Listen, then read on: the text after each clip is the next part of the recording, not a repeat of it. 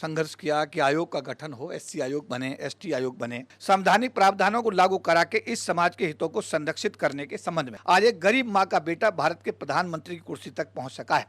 आए दिन हो रहे अत्याचार बीजेपी शासित राज्यों में गैर बीजेपी शासित राज्यों से कम नहीं है। व्यापार के क्षेत्र में इस समाज के लोग सफल नहीं हो पाते। कुत्ता मर जाए, हिरन मर जाए तो इस देश में कानून है, पर एक देश की चौथाई आबादी के आरक्षण का कानून ही नहीं बना। इससे ज्यादा और दर्दनाक बात क्या हो सकती है। पहली बात तो कंप्लेंट पहुंचती नहीं, कमीशन तक पहुंच जाए तो कार्रवाई इस पर होती नहीं। इस बीघा जमीन को हमने 400 मीटर में तब्दील करके ये कहा कि हमने आपका मंदिर की जगह दे दी। एट्रोसिटी जहां हुई है वहां पर पूरा महासंघ साथ जाता रहा है। कमीशन आता रहता है, जाता रहता है, बहुत लोग आते रहते हैं। चौधरी साहब अभी बता रहे थे, लेकिन एक छाप छोड़ के जाने वाले लोगों की पहचान एक अलग ही होती है। पिछले कोरोना के काल में हमारे संविधान के साथ में बहुत सारे छेड़खानी की गई। हमारे रिजर्वेशन को काफ़ी हद तक तहस नहस कर दिया गया। नीचे का व्यक्ति का काम वो किस परिस्थिति में रहता है उससे हम फीडबैक हमारे को मालूम है, क्योंकि हम जमीन से जुड़े हुए लोग हैं।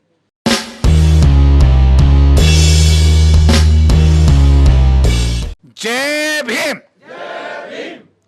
जय भीम को जब कनाडा की पार्लियामेंट में लोग तो बहुत कम होते हैं क्योंकि वहाँ संख्या बहुत कम है।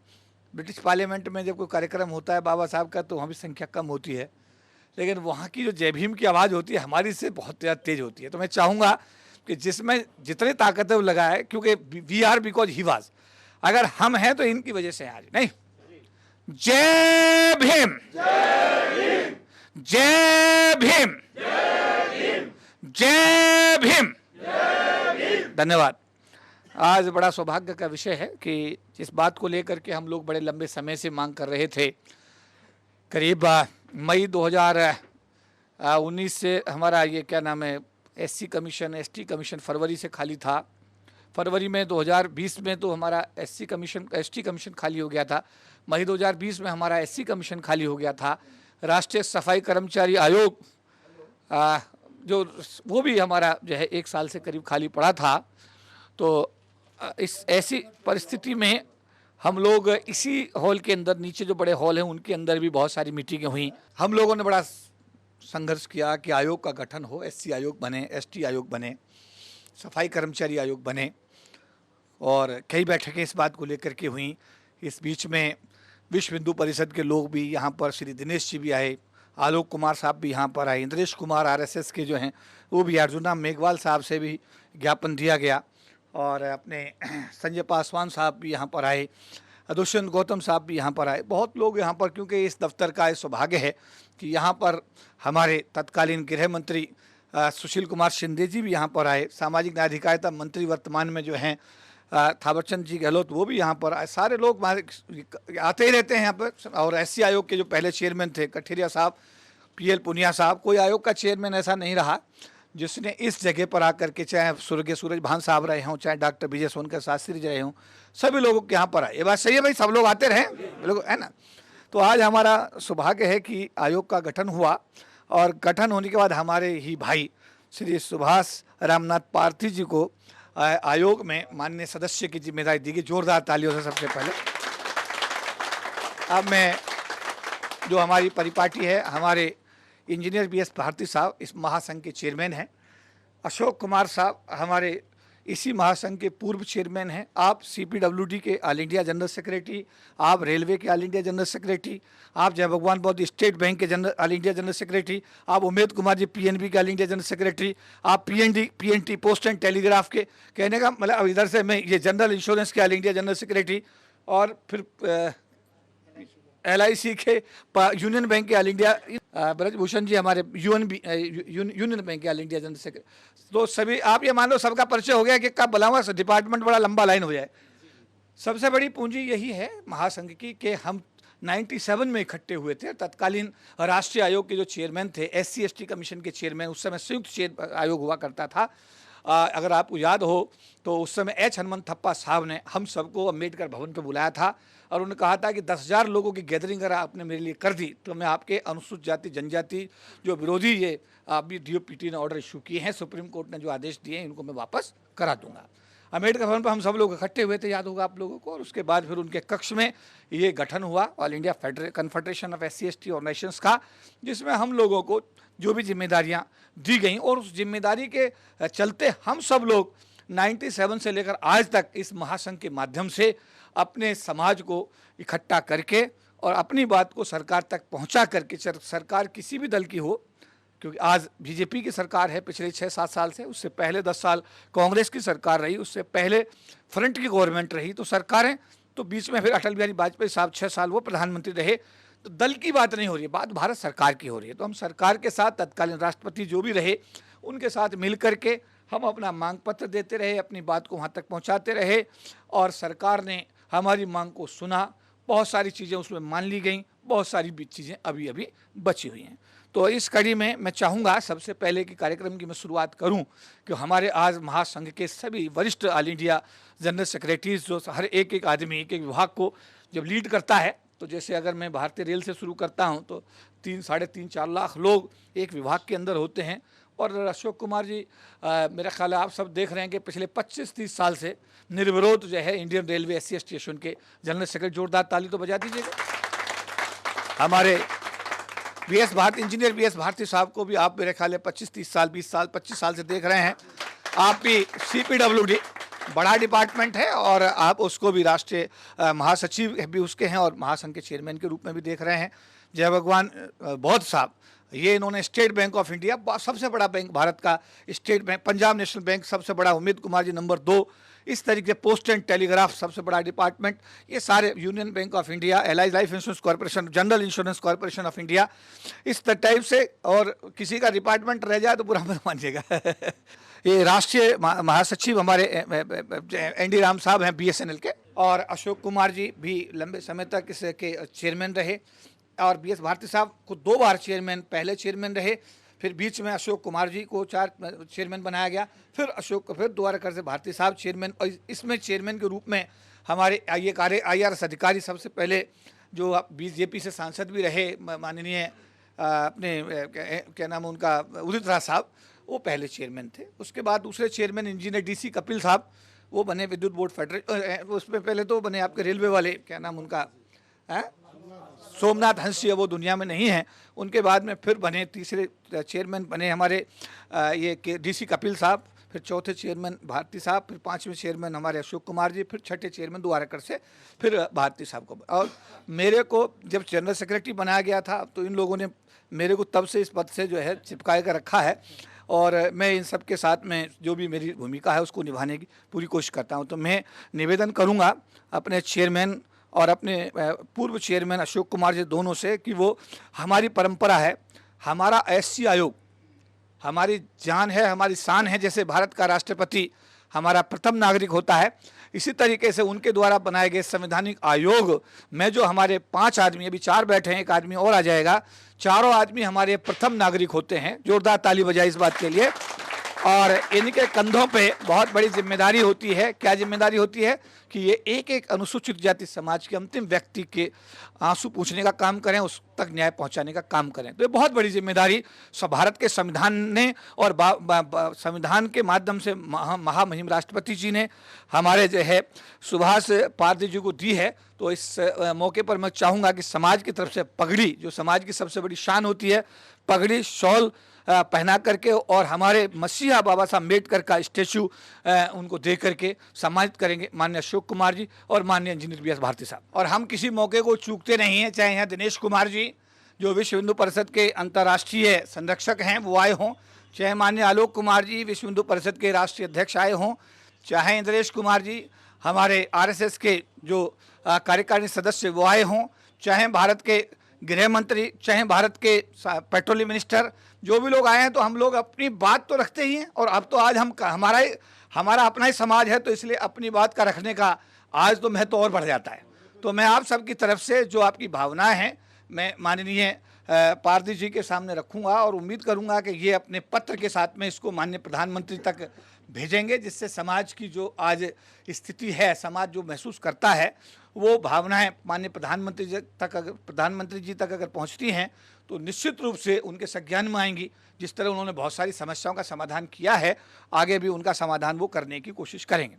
सेवा में श्री सुभाष रामनाथ पारदी मान्य सदस्य अनुसूचित जाति आयोग भारत सरकार नई दिल्ली। विषय अनुसूचित जाति जनजाति समाज एवं सरकार के बीच समन्वय और विश्वास का दायरा बढ़ाकर सामाजिक समरसता स्थापित करके संवैधानिक प्रावधानों को लागू करा के इस समाज के हितों को संरक्षित करने के संबंध में आदरणीय महोदय, सर्वप्रथम भारत के महामहिम राष्ट्रपति द्वारा आपको राष्ट्रीय अनुसूचित आयोग में सदस्य के पद पर आपकी नियुक्ति का हमारा महासंघ हार्दिक स्वागत करता है। जोरदार ताली बजाइए।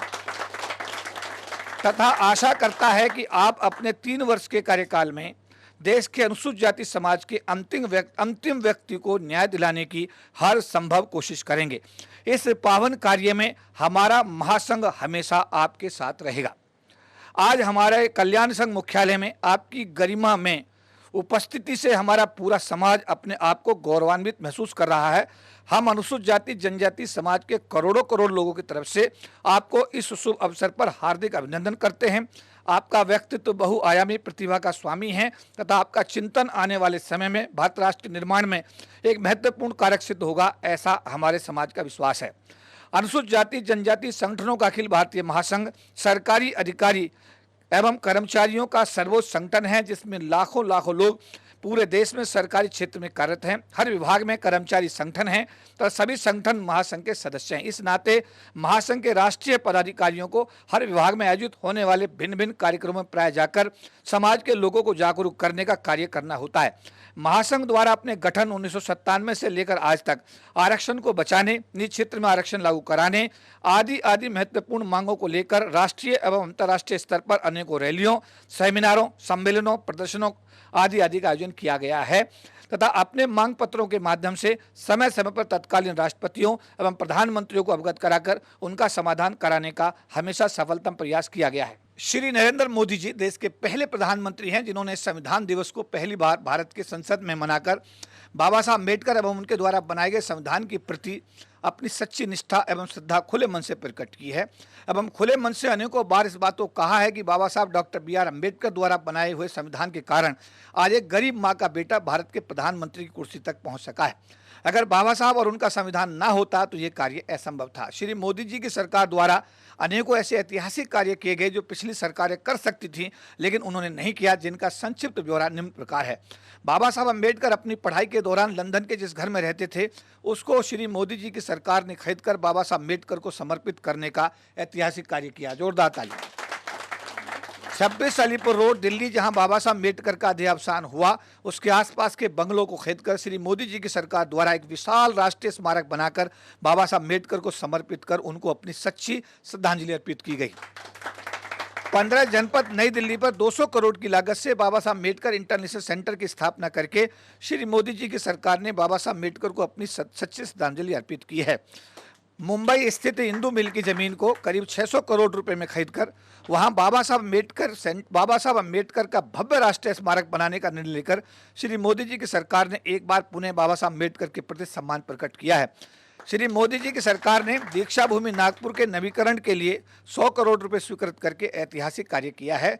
इसके अलावा श्री मोदी जी की सरकार द्वारा अनुसूचित जाति जनजाति समाज के हितों को संरक्षित करने के लिए कुछ और भी ऐतिहासिक कार्य किए गए जो निम्न प्रकार हैं। वर्ष 2015 में श्री मोदी जी की सरकार द्वारा अनुसूचित जाति जनजाति अत्याचार निवारण अधिनियम को संविधान में संशोधन करके और अधिक सशक्त बनाने का ऐतिहासिक कार्य किया गया। जोरदार तालियां। सुप्रीम कोर्ट द्वारा अनुसूचित जाति जनजाति अत्याचार निवारण अधिनियम के प्रावधानों को समाप्त करने के संबंध में निर्णय देने पर श्री मोदी जी की सरकार ने संविधान में आवश्यक संशोधन कर अनुसूचित जाति जनजाति अत्याचार निवारण अधिनियम को एक पुनः नई ताकत देकर पुनर्जीवित करने का ऐतिहासिक कार्य किया है। यूनिवर्सिटी ग्रांट कमीशन UGC में सुप्रीम कोर्ट द्वारा आरक्षण को समाप्त करने संबंधी आदेश को श्री मोदी जी की सरकार ने संविधान में संशोधन करके निरस्त करते हुए यूनिवर्सिटी ग्रांट कमीशन में अनुसूचित जाति जनजाति समाज के लोगों को प्रोफेसर बनाने के लिए आरक्षण बहाल करने का ऐतिहासिक कार्य किया है। जोरदार तालियां। 2 अप्रैल 2018 को भारत बंद के दौरान जिन अनुसूचित जाति जनजाति समाज के नौजवानों के खिलाफ मुकदमे दर्ज हुए थे उनको वापस लेकर श्री मोदी जी की सरकार ने ऐतिहासिक कार्य किया है। श्री मोदी जी की सरकार द्वारा अनुसूचित जाति जनजाति समाज के बेरोजगार नवयुवकों को रोजगार देने हेतु तथा उद्योग धंधों में लगे अनुसूचित जाति समाज के लोगों को प्रोत्साहित करने के लिए अनुसूचित जाति जनजाति हब की स्थापना की गई है।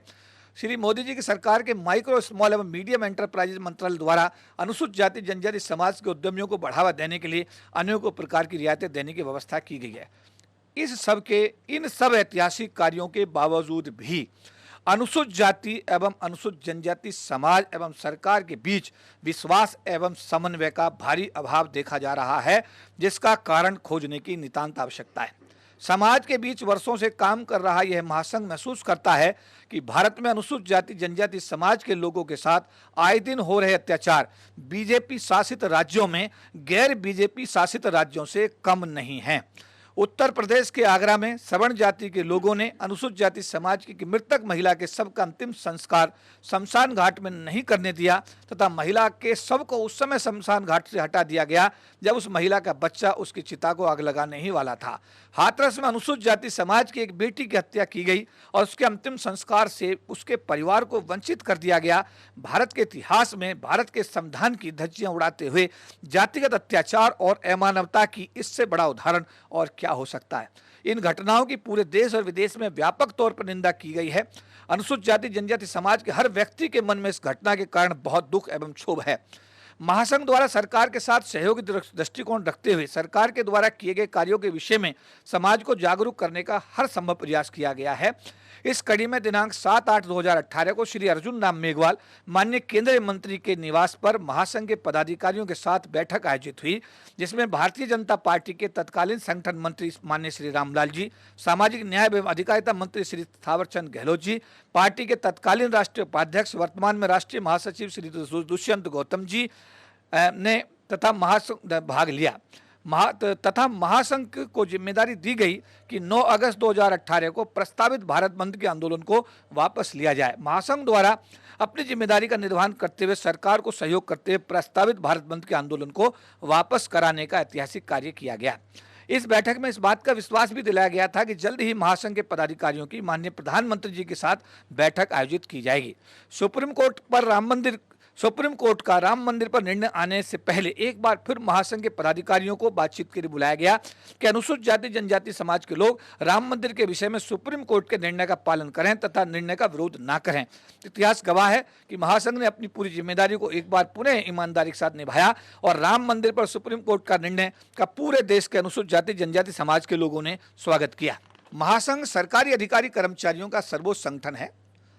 बाबा साहब अम्बेडकर एवं महात्मा गांधी के बीच हुए पूना पैक्ट के अनुसार अनुसूचित जाति जनजाति समाज के लोगों के लिए सरकार की नौकरियों में 22.5% एवं लोकसभा तथा विधानसभाओं में 25% के आरक्षण की व्यवस्था की गई। इसी कारण पूरे भारतवर्ष में अनुसूचित जाति जनजाति समाज के करीब 40 लाख लोग सरकार की नौकरी में आने में सफल हुए तथा गरीबी की रेखा से ऊपर आने में कामयाब हुए। आज जब सरकारी क्षेत्र ही खत्म हो गया है, निजी क्षेत्र में कोई आरक्षण की व्यवस्था नहीं है, ऐसी स्थिति में अनुसूचित जाति जनजाति समाज के उच्च शिक्षा प्राप्त नौजवान बच्चे सड़कों पर घूमने के लिए मजबूर हैं, क्योंकि सरकारी क्षेत्र में नौकरी रही नहीं और निजी क्षेत्र में उनको लेता कोई नहीं।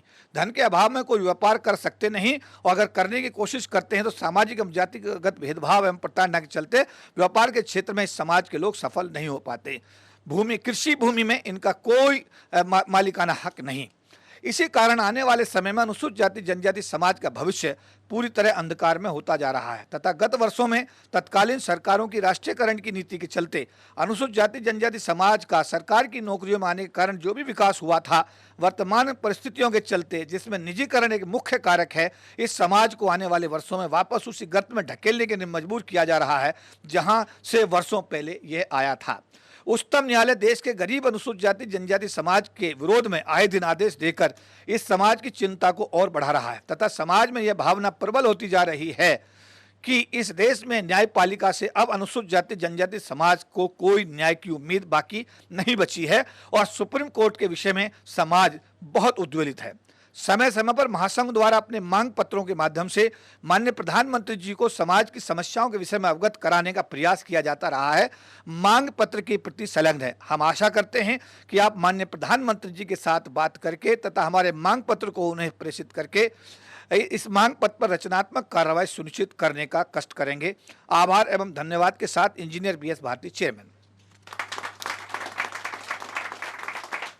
आज जो मांग पत्र है वो नरेंद्र मोदी माननीय प्रधानमंत्री जी के नाम पे आज ही इसमें मैं 2 the atrocities upon the SC/ST community should be stopped and the culprits should be sent to jail as per the provisions of the amended SC/ST Atrocity Act. एक पॉइंट ये रखा गया है, implementation of all provisions of Indian Constitution in favor of downtrodden of the country. दूसरा ये रखा गया है, by implementing the Pune Pact, the reservation should be provided in private sector, judiciary, defense services and higher education.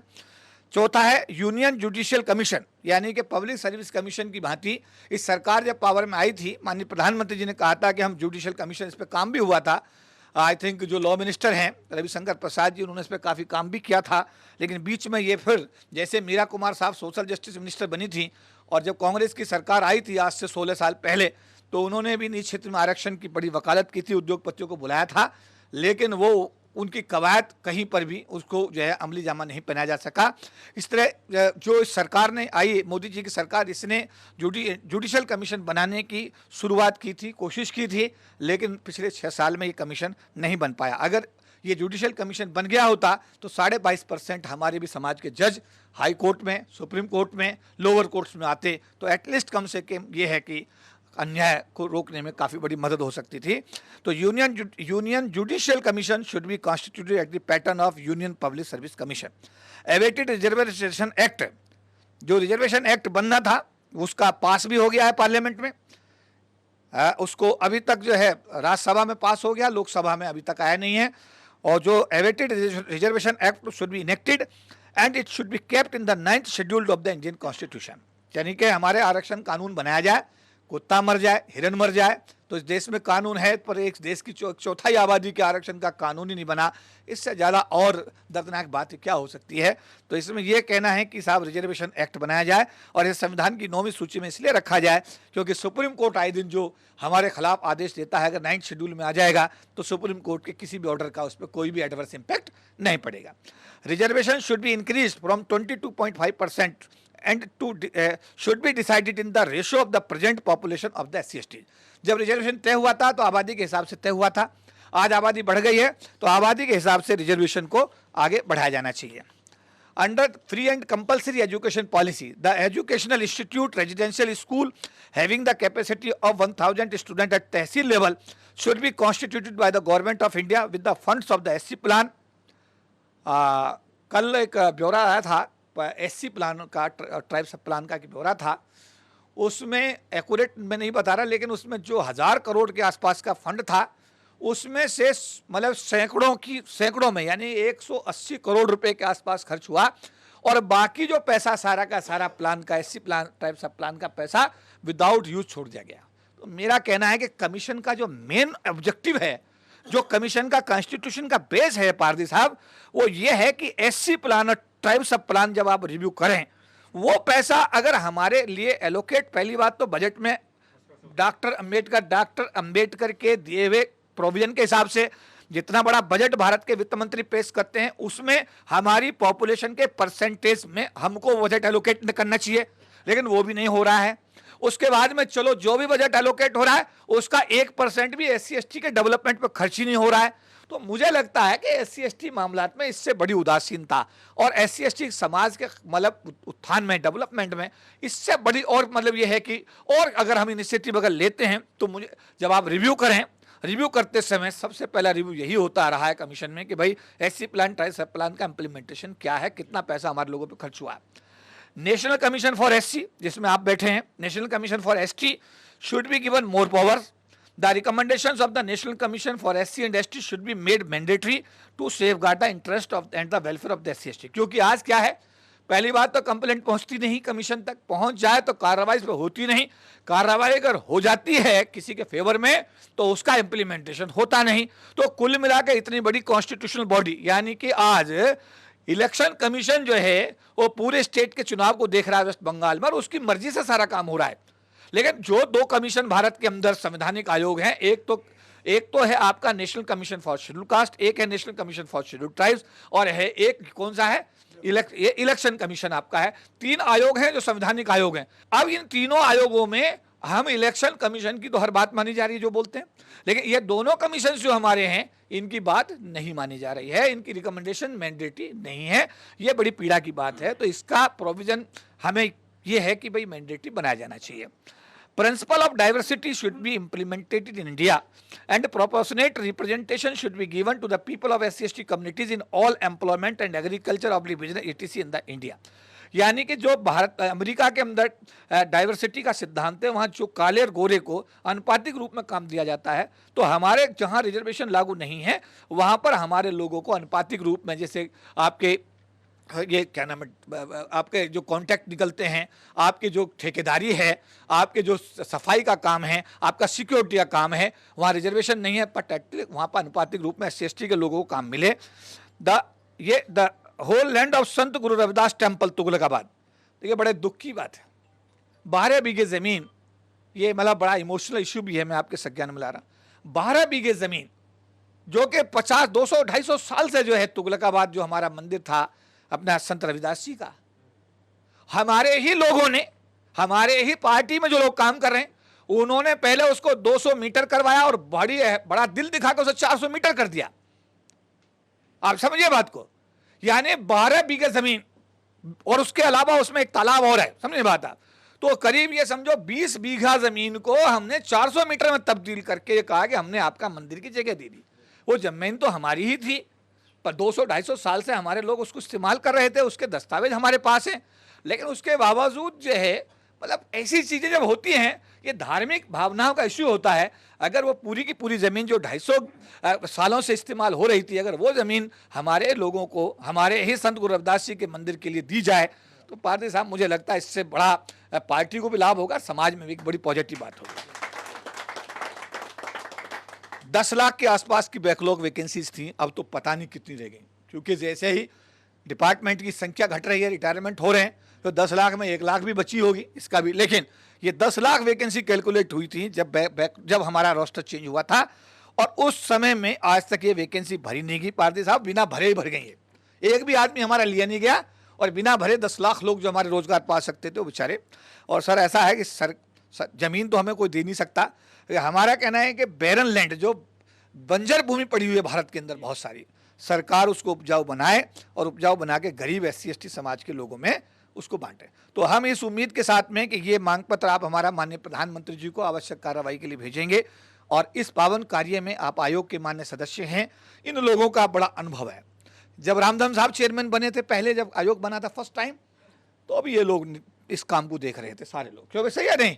उसके बाद में हनुमंत थप्पा साहब आए, तो भी ये लोग इस काम को देख रहे थे। ये वो लोग हैं जो अनुभव है इनको, कि आयोगों के चेयरमैन के साथ भी इनका अनुभव है, आयोगों के मेंबर्स के साथ भी अनुभव है, आयोगों के चेयरमैन के साथ इन्होंने पूरे देश के दौरे किए हैं, एट्रोसिटी जहां हुई है वहां पर पूरा महासंघ साथ जाता रहा है। नेतागण जो विभिन्न विभिन्न विभागों से आए हुए हैं, इस समाज को रिप्रेजेंट कर रहे हैं, इस कोरोना पीरियड में, इस हालात में हम लोग यहाँ आकर के अपनी भावनाओं को आपके सम्मुख यदि व्यक्त कर रहे हैं, तो इसके पीछे कोई ना कोई बहुत बड़ा कारण रहा होगा। सर चौधरी साहब ने मेहनत करके आपके सामने जो मेमोरेंडम तैयार करके आपको प्रस्तुत किया है, ये हम सब के बिहाफ पे, हमारे समाज के समस्त लोगों के बिहाफ पे आपसे ये उम्मीद के साथ अपेक्षा की जाती है कि आने वाले समय में हमें वो रिजल्ट शायद देखने को मिलेंगे कि जिसकी उम्मीद हम आपके नाम से लोगों से सुन रहे हैं कि पार्थी साहब आए हैं तो ज़रूर कुछ ना कुछ बदलाव आएगा। कमीशन आता रहता है, जाता रहता है, बहुत लोग आते रहते हैं, चौधरी साहब अभी बता रहे थे, लेकिन एक छाप छोड़ के जाने वाले लोगों की पहचान एक अलग ही होती है। इसलिए हम तो केवल उम्मीद ही कर सकते हैं, और उम्मीद जब होगी और काम यदि दिखाई देंगे तो मैं समझता हूं समाज का आपके अंदर विश्वास जगेगा, और आने वाले समय में आप जहां भी इन लोगों को बुलाना चाहेंगे वहां आपके सम्मुख प्रस्तुत रहेंगे, उपस्थित होंगे। इन्हीं शब्दों के साथ ज़्यादा ना कहते हुए मैं उम्मीद करता हूं कि हमारी भावनाओं का आप आदर करते हुए, समाज का आदर करते हुए हमारी भावनाओं को आगे तक पहुंचाएंगे। धन्यवाद। वैसे व्यक्तिगत रूप से तो सभी लोग जाकर के मिल चुके होंगे, मैं भी गया था मिलने, मैं भी मिलकर आया ऑफिस में। मुझे सिर्फ इतना ही कहना है कि देखिए व्यवस्था की कमी नहीं है, प्रोविज़न बहुत सारे हैं। वैसे चौधरी जी ने जो बात कहा बहुत ही उस पर गौर करने वाली बात है, और उसके अलावा भी बहुत सारे प्रोविज़न ऑलरेडी हैं, लेकिन प्रॉब्लम होती है इम्प्लीमेंटेशन में। जैसे मैं बिल्कुल कहना चाहूँगा कि इसके पहले जो आयोग में जो टीम थी, मुरुगन साहब को BSNL दिया गया था। चूँकि मैं BSNL में उसकी बात मैं करता हूँ, तो उन्होंने बहुत प्रयास किया। जब भी हम रिप्रेजेंटेशन देते थे उन्होंने बहुत प्रयास किया और हमारे ऑफिस में भी आए, वहाँ भी कई बार सीएमडी को बुलाया गया, लेकिन हमेशा हमारा अनुभव यही रहा कि इम्प्लीमेंटेशन पे प्रॉब्लम है। तो मेरा ये कहना है कि एक जो कोर्ट का पावर दिया गया है, जो आर्टिकल है उसके तहत दिया गया है, तो ऐसा क्यों नहीं होता कि जब बीएसएनएल का सीएमडी या कोई इतने बड़े ऑर्गेनाइजेशन का हेड अगर उसको डिनाई करता है तो हमारा ही अपमान नहीं करता, हमारे कॉन्स्टिट्यूशनल बॉडी का अपमान कर रहा है। तो अगर प्रोविजन है तो उसे एफआईआर क्यों नहीं लॉन्च होता है? तो एफआईआर लॉन्च होनी चाहिए, और जब तक ऐसा काम नहीं होगा डर पैदा नहीं होगा। तो मेरा यही कहना है कि सब जगह जो है इम्प्लीमेंटेशन में प्रॉब्लम होती है। तो आपसे मेरी आग्रह यही है सभी की तरफ से कि जो भी आप कर सकते हैं और आपके पास व्यवस्था है आप करिए, और इससे जो एट्रोसिटी का मैं तो ये कहूँगा एट्रोसिटी ये जो हमारे खिलाफ जो साजिशें चल रही है ये क्लाइमेक्स पे है, इससे और ज़्यादा नहीं हो सकता। तो ये ऐसी स्थिति में कांटों का ताज एक तरह से आप पहने हुए हैं, तो आप इस पे थोड़ा ज़्यादा संज्ञान लें। इसी के साथ मैं अपनी वाणी को विराम देता हूँ। जय भीम, जय भारत। कमीशन के मेंबर महोदय पहुंचे हैं और जो एक कोऑर्डिनेशन की बात चौधरी साहब ने रखी, तो माननीय सदस्य ये इतना सारा आपके पास जो है एक बहुत ही करीम समाज का एक पूरा समाज है एक तरह से, और ऑर्गेनाइज सेक्टर है वो भी चौधरी साहब ने बताया आपको, तो आपको बहुत कम मेहनत करनी पड़ेगी। मैं पिछले दिनों ही देख रहा था, चौधरी साहब के साथ ही हम गए थे। एसटी कमीशन की जो है ना वाइस चेयरमैन थी वो मैडम अनसुईया जी, उन्होंने बहुत अच्छा काम किया और तुरंत उनको जो है ना इनाम भी मिला, गवर्नर बनाया गया उनको, जबकि चेयरमैन साहब उनके यहाँ भी थे और चेयरमैन साहब हमारे यहाँ भी थे। दूसरा, अभी हमारे साथी जो ने राम साहब बोल रहे थे, इम्प्लीमेंटेशन के लिए बहुत एक बड़ा सिंपल नुक्ता है, मैं आपके संज्ञान में लेके आता हूँ। जैसे मैं फाइनेंस डिपार्टमेंट को मैं ना मतलब रिलेट करता हूँ, उससे मेरा संबंध है। तो जब भी आप किसी हमारे चेयरमैन को बुलाएं, किसी भी बैंक के चेयरमैन को, मैं स्टेट बैंक के चेयरमैन की बात नहीं करता, तो साथ में उसको डीएफएस के थ्रू बुलाएं, वो आपके पास चला आएगा और डीएफएस भी जो है ना अपने किसी जिम्मेवार साथी को वहाँ पे भेजेगा, जॉइंट सेक्रेटरी को भेजेगा, एडिशनल डीएफएस सेक्रेटरी को भेजेगा, और वो जो है ना चेयरमैन भी वहाँ पे आएगा और 2 घंटे चेयरमैन वहाँ बैठेगा। तो उसके बाद अगले दिन सीनेरियो हमारा चेंज हो जाए। पिछले दिनों हमारे साथ भी ऐसा था, हमारी मीटिंग ये नहीं हो रही थी, हमने कठेरिया साहब के टाइम में वहाँ पर अप्रोच किया तो हमने उनको ये सुझाव दिया कि आप डीएफएस के थ्रू बुलाएँ। डीएफएस के थ्रू बुलाया, डीएमडी सीडीओ आया वहाँ पे, और सीजीएम एचआर सीजीएम लो वहाँ पे पहुँचे, और हमारा काम जो है ना मीटिंग हमारी शुरू हो गई।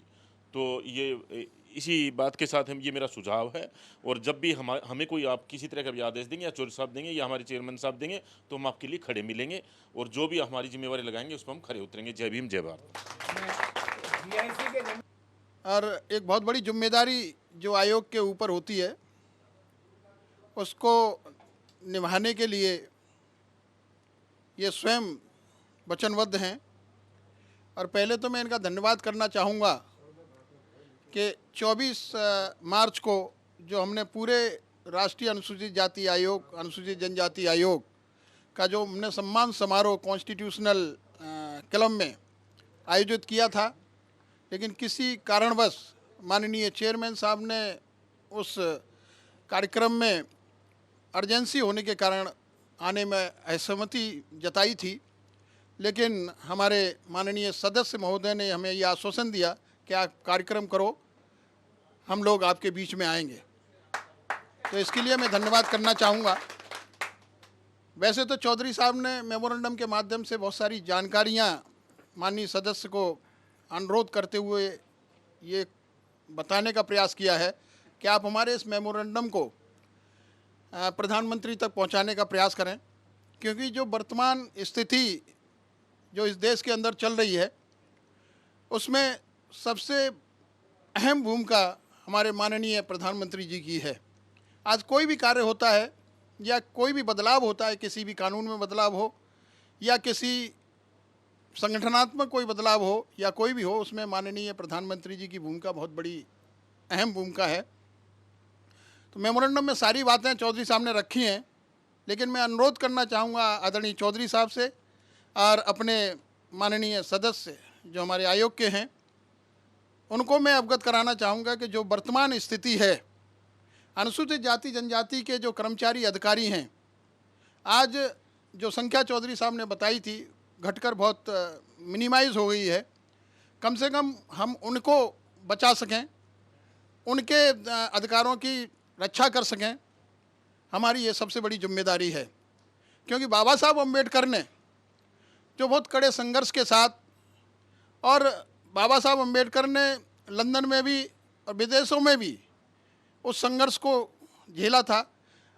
दलितों के तो उद्धारक थे ही थे, लेकिन बाबा साहब अम्बेडकर ने जो श्रमिकों के लिए जो कानून बनाए थे, जिनके आधार पर 44 श्रम कानून बने थे, आज भारत सरकार ने उनको ख़त्म करके सिर्फ मात्र 4 कानून में समेट के रख दिया है। और ये ईजी ऑन बिजनेस, यानी जितने भी बिजनेसमैन हैं उनको बिजनेस करने के लिए ईजी कानून बना दिए हैं। यानी कि अगर प्राइवेटाइजेशन होता है तो उसमें अनुसूचित जाति जनजाति के लिए कोई आरक्षण का प्रावधान नहीं है। और अगर फैक्ट्री एक्ट भी बदलने के बाद, जो पहले अगर किसी फैक्ट्री में 100 मजदूर काम करते थे, अगर उनको निकालने की कोई व्यवस्था की जाएगी या उनको छटनी की जाएगी तो उसके लिए भारत सरकार से परमिशन लेने की ज़रूरत थी। आज उसको बढ़ा करके 1000 कर दी, यानी कि जहाँ 1000 मजदूर होंगे तभी भारत सरकार की परमिशन लेनी पड़ेगी। यानी बाबा साहब डॉक्टर भीमराव अम्बेडकर ने बड़े कड़े संघर्ष के साथ श्रमिकों को जो कानून दिया था, ट्रेड यूनियन आंदोलन करने का जो उन्हें हौसला दिया था, जो ट्रेड यूनियन एक्ट बनाया था, उसमें सारे बदलाव भारत सरकार ने किए हैं। तो मैं माननीय चौधरी साहब से अनुरोध करूंगा कि आगे जो मेमोरेंडम बनाएं तो उसमें प्राइवेटाइजेशन का मुद्दा जरूर रखें कि टोटली जो प्राइवेटाइजेशन भारत सरकार करने जा रही है वो इमीडिएटली स्टॉप किया जाए। क्योंकि अगर रेल को बेच दिया जाएगा तो उसमें प्राइवेटाइजेशन में आरक्षण का कोई प्रावधान नहीं है। अगर LIC को बेच दिया जाएगा तो उसमें कोई प्रावधान नहीं कि अनुसूचित जाति जनजाति के, तो हम कितनी भी संख्या गिनाते रहें।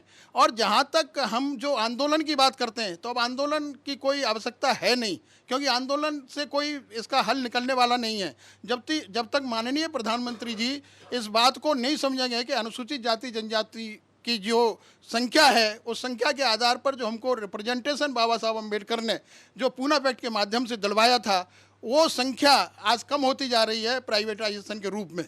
तो कम से कम हमें इस बात पर जोर देना चाहिए कि ये प्राइवेटाइजेशन बंद होना चाहिए। जो हमारे प्राइवेट सेक्टर्स हैं उनको जो प्राइवेटों के हाथ में दिया जा रहा है उसको बंद किया जाना चाहिए। और जो सरकार ने श्रम कानून में फेरबदल किया है उसको भी समझाने का प्रयास। मैं आपसे ये अनुरोध करूंगा कि आप एक मीटिंग अगर अरेंज करा सकते हैं माननीय प्रधानमंत्री जी से, तो हम उनको ये बताने का प्रयास करेंगे। उन्हीं के बीच में से एक आदमी को वो कहेंगे आपकी शर्ट बहुत अच्छी है यार, बड़े अच्छे लग रहे थे, उसे पता नहीं लगता कि हो क्या रहा है। उसके बाद तुम तो अशोक कुमार से, KP चौधरी से बहुत अच्छा बोलते हो, फिर उसे उकसा देंगे और उसे महीने भर में एक दूसरा संगठन बनाने के लिए उसको प्रोत्साहित कर देते हैं यार हम तुम्हारे साथ, तुम बनाओ। और वो आज एक तरफ तो रेलवे के 3.5 लाख आदमी, एक तरफ 25 आदमी, और मैनेजमेंट कहती है ये मेजोरिटी में। ये बहुत बड़ा प्रॉब्लम है, मैं आपको बताऊं, बात समाज का है नहीं है, बताइए भाई। और वो जब ये इशू कमीशन में जाते हैं तो कमीशन में भी कई बार क्या होता है कि चीजें जो है, ऐसा कोई इशू अगर आए तो महासंघ की मदद आप लीजिए, क्योंकि हम लोगों का पिछले 35 साल का इतिहास है। हम लोगों को ये पता है कि ये BSNL में ND राम ही असली है, रेलवे में अशोक कुमार ही असली है, ये इंजीनियर जो है PS भारती साहब ही, CPW ये असली हैं। क्योंकि नकली भी इतना हो रहा है कि हमको बड़ी दिक्कत, हमारी मदद लीजिए, कई बार आप लोगों को आसानी होगी। हाँ, तो मेरा निवेदन है अपने चेयरमैन साहब से, इंजीनियर PS भारती साहब से, जोरदार तालियां उनके सम्मान में। असल में क्या है कि जो हमारा समाज है उसको कुछ सहूलियतें दी गई ऊपर लाने के लिए, जिसमें national commission for schedule caste, schedule tribes बहुत बड़ा रोल है। और जैसे कहते हैं ना, हम तो कूदते आप लोगों के ऊपर हैं, वाकई में हम लोग आपके ऊपर ही कूदते हैं। डिपार्टमेंट में कोई बात होती है तो उनको डर लगता है कि यार ये लोग कमीशन में ना चले जाए, और वो डर बना रहना चाहिए। जो पिछले कुछ दिनों से वो डर खत्म होता जा रहा है, जो एक गहन चिंता का विषय है, उसके लिए काफ़ी हद तक हम भी जिम्मेवार हो सकते हैं, लेकिन हमारे कमीशन के लोग भी जिम्मेवार हैं, जो वहाँ पर चाहे वो चेयरमैन रहे हैं और चाहे वो मेंबर्स रहे हैं, कि उनके कार्यप्रणाली में कहीं ना कहीं कुछ ऐसा रहा कि हमारे डिपार्टमेंटल हेड्स को इतना मौका मिला कि उन्होंने इग्नोर करना शुरू कर दिया। अदरवाइज़ तो पहले अगर पता लग जाए कि यार इनका काम नहीं हुआ, ये कमीशन में चले जाएंगे, तो एक तरह से कहेंगे ना, थर थर काँपते थे, वो वाकई में काँपते थे। बुला करके जनरल सेक्रेटरी को बात की जाती थी, यार क्या हुआ, हमने तो कोशिश की, नहीं सर आपने कोशिश नहीं की। बाकायदा मीटिंग होती थी उस बात पे, और फिर बाद में भी अगर मान लो 90% केस सुलझ जाते थे, और जो नहीं सुलझते थे तो वो कमीशन में जाके सुलझ जाते थे। ये एक बहुत बड़ी हमारे लिए एक ताकत का विषय था। उसमें जो मेरा थोड़ा सा मानना है कि वहाँ के स्टाफ का बहुत बड़ा रोल है। स्टाफ वहाँ पर जनरल का ज़्यादा है, हमारे अगर 10% है तो 90% वहाँ पर जो हायर कास्ट के लोग हैं, जिनको यही दिक्कत होती है कि ये लोग आते क्यों हैं यहाँ पर। ये बहुत बड़ी समस्या है। वो चाहते ही नहीं कि हम वहाँ तक पहुँचे। हमारे एप्लीकेशंस पहुँचती हैं, हमारे रिप्रेजेंटेशन पहुँचते हैं, वो माननीय चेयरमैन और माननीय सदस्यों तक ही नहीं पहुँच पाते, तो रास्ते में गायब कर दिए जाते हैं। और गलती से पहुँच जाएं तो उनके साथ में जब वो रिसर्च ऑफिसर जो अपनी रिपोर्ट लगाते हैं, उसमें कहीं ना कहीं कुछ ना कुछ कमियां छोड़ दी जाती हैं। बहुत सारे केसेस को हमने देखा, हम इस अंजाम तक लेके गए कि वहाँ पर शायद हेड्स को सज़ा तक होने के चांस हो गए, या उनको कुछ ना कुछ पेनल्टी मिलनी थी, लेकिन लास्ट मोमेंट पे जाकर कुछ नहीं हुआ और हम लोग मायूस हो गए। तो मेरी आपसे ये गुजारिश रहेगी कि इस विषय पर ज़रूर ध्यान दें।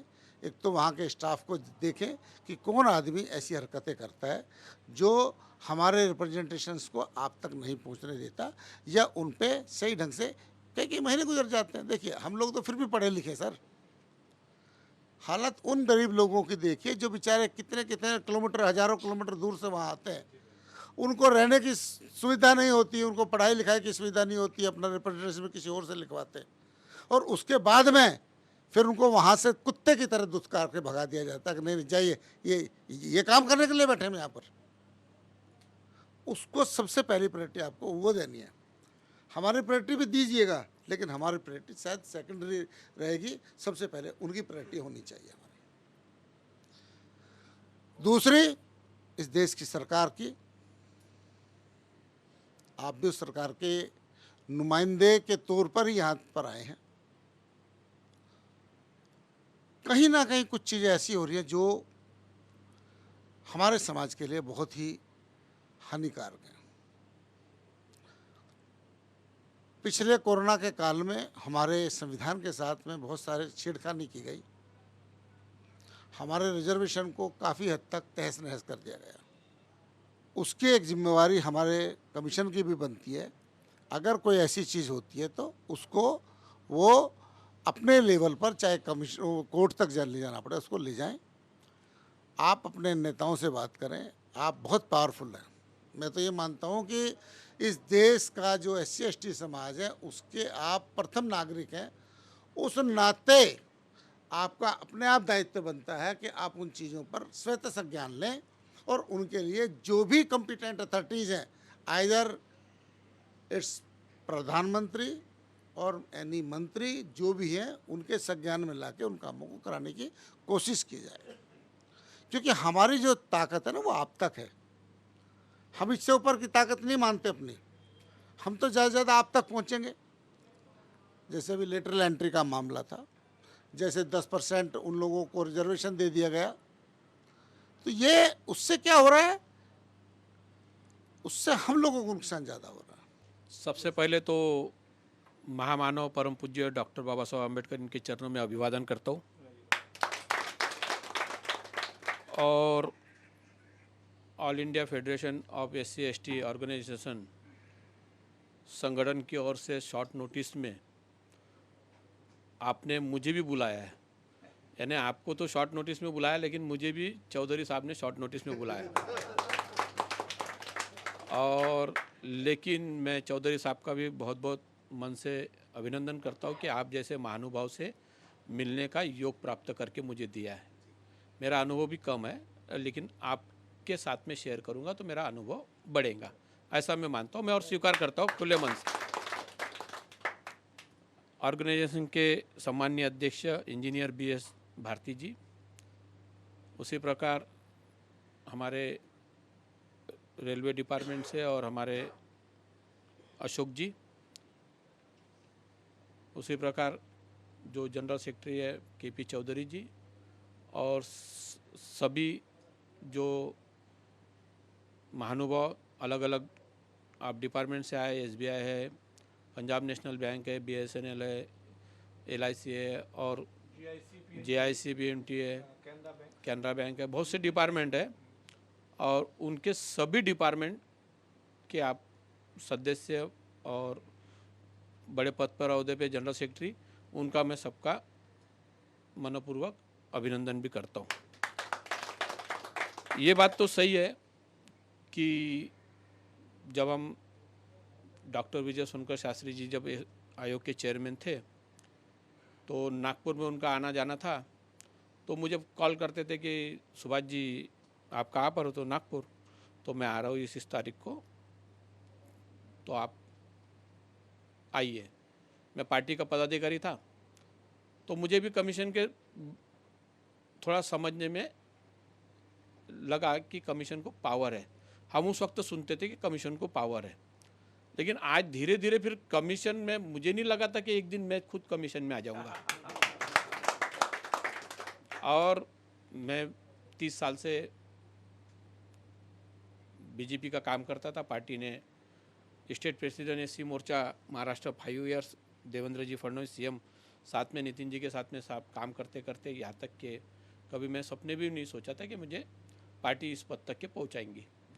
लेकिन आप जैसे महानुभाव से लोगों को मिलने का भी सौभाग्य मेरे को था, करके ये कमीशन का सदस्य बनने का भी मेरे को सौभाग्य प्राप्त हुआ।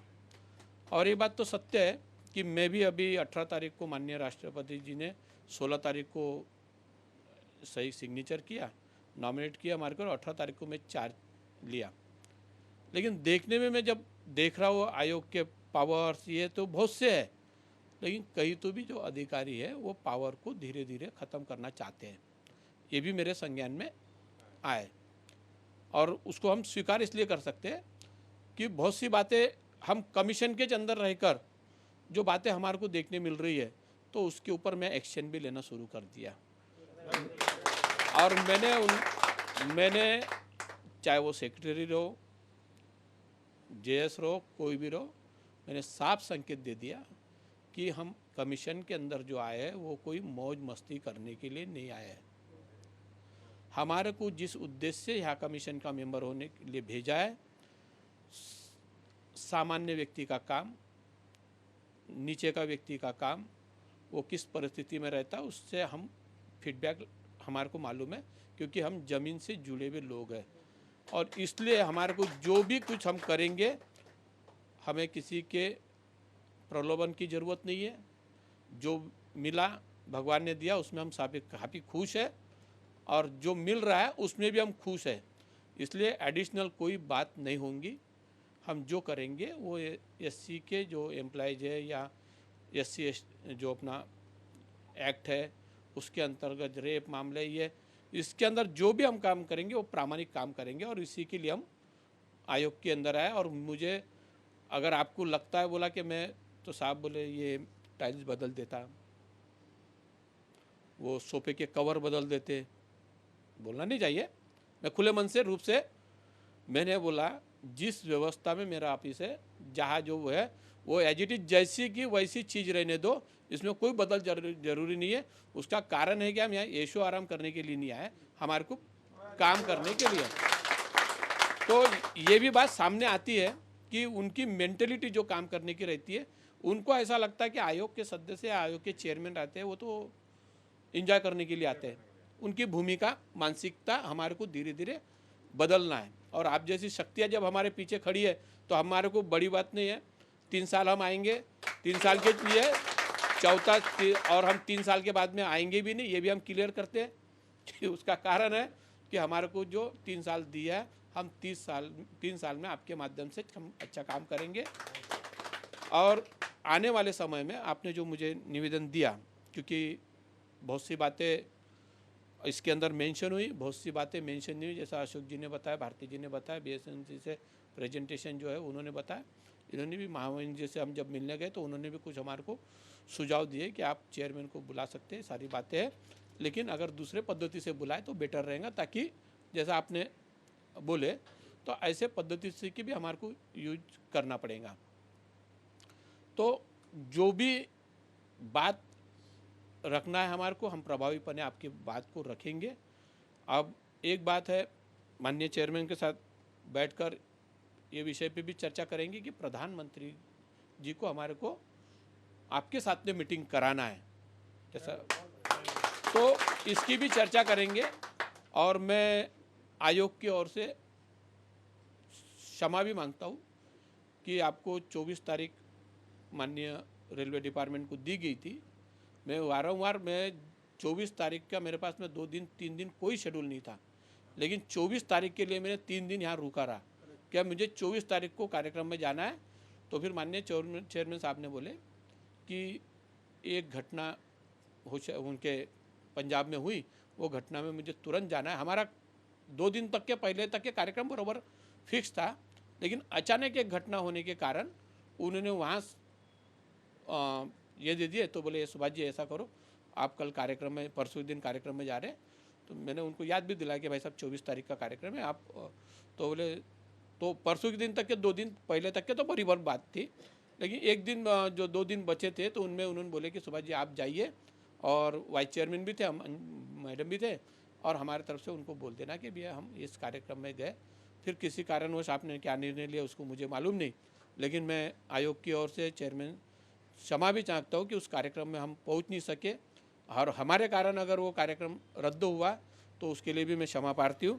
क्योंकि मैंने भी देखा, उसके बाद में मैं मुंबई गया 25 तारीख को, तो वहाँ पर रेलवे डिपार्टमेंट के जो लोग थे वो भी बेचारे, वहाँ पर बहुत से लोग आ गए थे, दूसरे दिन मुझे भी मिलने आए। 25 तारीख को शायद अशोक जी वगैरह सब आए थे, तो मुझे भी लगा कि मैंने बोला इतने दूर से लोग आने के बाद में कार्यक्रम तो किसी हालत में रद्द होना नहीं चाहिए था, और ठीक है हो गया। लेकिन अगले बार हम कोशिश ये करेंगे कि जो चेयरमैन साहब ने जो तारीख दी है वही तारीख को कार्यक्रम हो, और वो दोबारा रद्द करने की नौबत नहीं आए, ऐसा हम भी चेयरमैन साहब से बात करेंगे। और बहुत सी जो डिमांड है, अभी मैंने माननीय क्या बोलूँ मैं, सरस्वती मेरे ख्याल से चौधरी जी की जिभा पे बैठी है, क्योंकि मैं देखता हूँ जब वो बोलते हैं तो ऐसे प्रभावी बन से वो तो हमारे भी दिमाग में बैठ जाती है। पढ़कर जो बात नहीं बैठती वो मैं प्रैक्टिकली बताता है कि अपन जब पढ़ते जाते हैं तो जो टीचर अपने को ये बोर्ड पे जो बताता है कि ऐसा ऐसा ये ऐसा ऐसा, तो वो ज़्यादा ध्यान रहता है। तो किताब में अपन अपनी पूरी किताब भी अगर पढ़ लिए तो कोई महत्व की नहीं था, तो लास्ट में अपन जब एग्ज़ाम देने जाते हैं तो वो सर ने मैडम ने जो क्या पढ़ाई तो वो अपने दिमाग में वो बात रहती है, और वही दिमाग में अपन बात को नीचे में उतराते हैं, यानी पेपर छुड़ाते हैं, और वो बात आपने हमारे दिमाग में ला कर दी।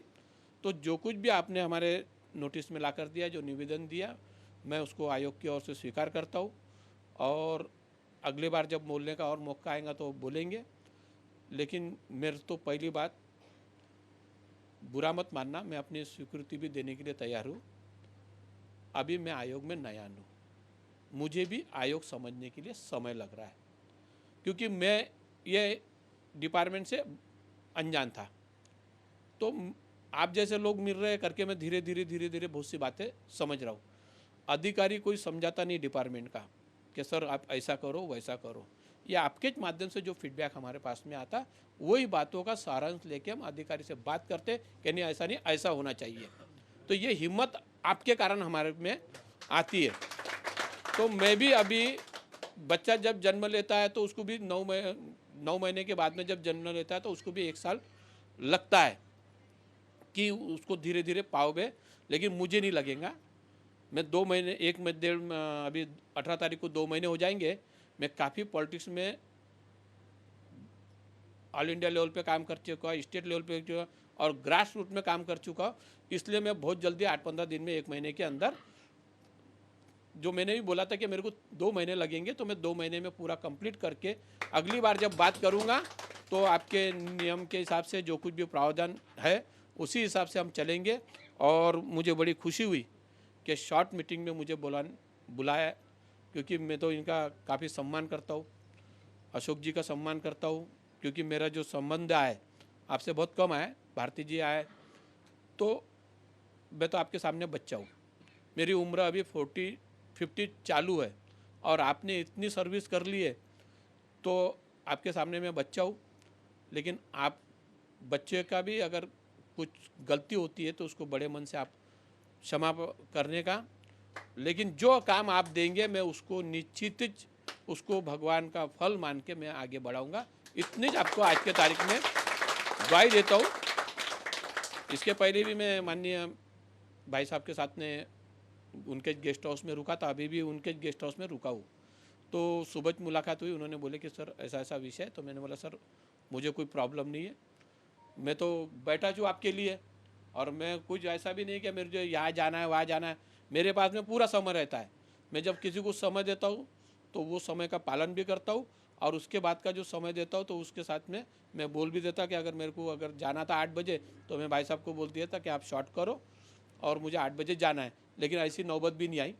पूरे खुले मन से आपने बात की है और खुले मन से मुझे समझाया भी आपने, तो उसके लिए भी मैं बहुत बहुत धन्यवाद देता हूँ और अपने शब्दों को विराम देता हूँ। जय भीम। कि आज हम बैठे, अपना दर्द हम ही तो समझ सकते हैं, आप सब नहीं। दूसरा देखिए, भारत के महामहिम राष्ट्रपति जी ने पारदी साहब को ये मौका दिया है काम करने का। ऐसा मौका अगर आपने देखा हो तो बी यादैया साहब को मिला था, वो कमीशन के मेंबर थे लेकिन चेयरमैन से ज़्यादा प्रभावी थे। अगर आपको याद हो तो बी यादैया जी का, अगर आपको याद हो अपने गुजरात वाले जो उन्होंने कितना काम किया, समझे बात है। राजू परमार साहब कमीशन के मेंबर थे, लेकिन साहब हरिंदर सिंह खालसा पंजाब के कमीशन के मेंबर थे, और मेंबर के कमीशन के चेंबर में आपके दलीप सिंह भूरिया साहब उल्टे आकर उनके चेंबर में बैठा करते थे कि भाई आप ही खालसा साहब आप ही चलाओ। राजू परमार साहब के पास में पीएल पुनिया साहब, ये सही है गलत है, ये बहुत सारे नाम ऐसे हैं जिन लोग, डॉक्टर विजय सोनकर शास्त्री ने बहुत काम किया, जो ईमानदारी की बात है, सच बात है ना, वो हमें अप्रिशिएशन भी करना चाहिए। और हम ये चाहेंगे कि 3 साल बाद जब सरकार कार्यकाल पूरा हो तो इस लिस्ट में हमारे पारदी साहब का नाम भी हम सब लोग लें कि पारदी साहब ने एक एक पल और एक एक क्षण अपने समाज के लिए यही चीज़ होगी, समझे नहीं बात नहीं। तो हम एक बात विश्वास दिलाएंगे सर आपको, आपके साथ कंधे से कंधा मिला करके हम सहयोग करेंगे। और हम लोग एक ही गाड़ी के 2 पहिए हैं, एक तरफ ये सरकारी अधिकारी कर्मचारियों का है, एक तरफ हमारे कमीशन है। हम लोग मिलकर चलेंगे और तब इस समाज की गाड़ी को खींच करके आगे ले जाने का काम कर पाएंगे।